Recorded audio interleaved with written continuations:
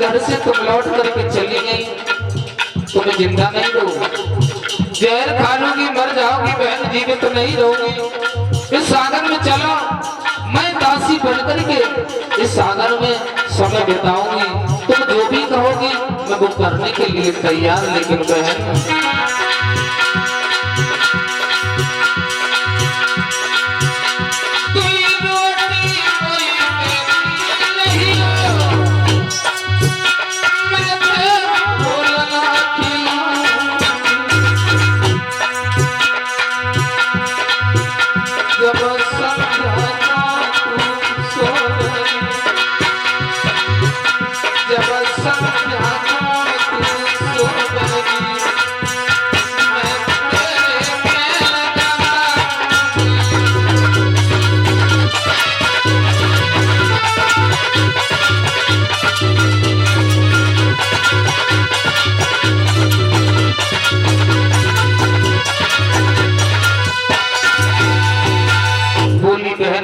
केवल हमें तो रोटी देती रहना, तेरे लाला को खिलाऊंगी, शाम को जब तू लेटा करेगी तो मैं तेरे पैर दबाया करूंगा।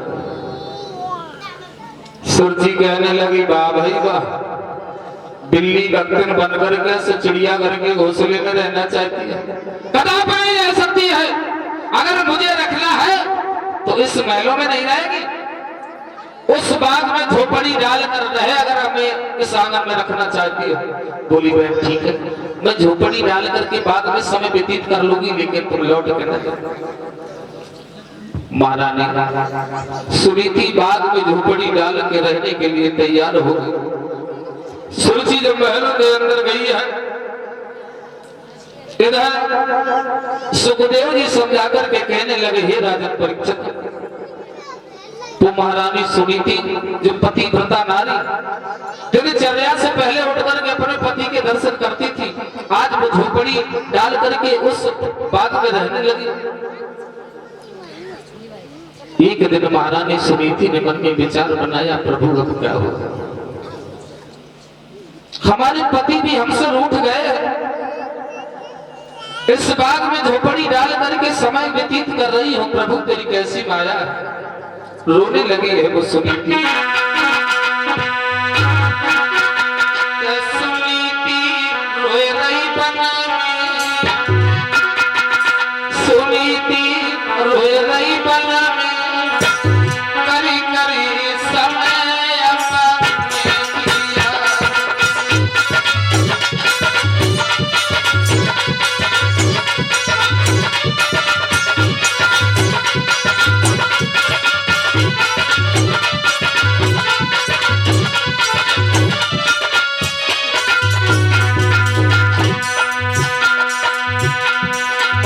सुनीति इस बात में रो रही है। कैसा समय, एक दिन वो था जो हमारे पीछे 2 4 10 दासियां लगी रहती थी, लेकिन आज इस बात में समय व्यतीत कर रही हो।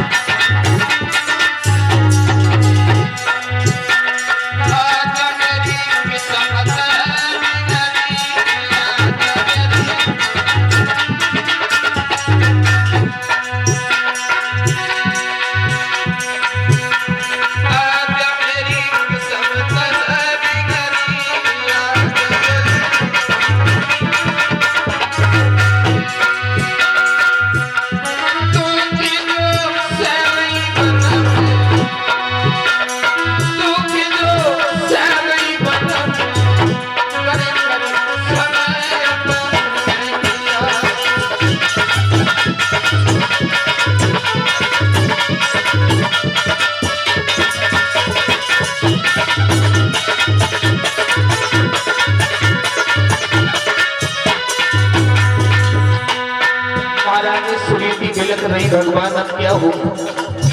एक समय वो था जब महलों में मैं रहा करती थी, 2 4 10 दासियां हमारे आगे पीछे घूमा करती थी, लेकिन आज कैसी माया है गणपति जो इस बाग में झोपड़ी डाल के समय व्यतीत कर रही हूँ, केवल 2 जौ की रोटी खा महारानी को कहते हे प्रभु रो रही है वो महारानी।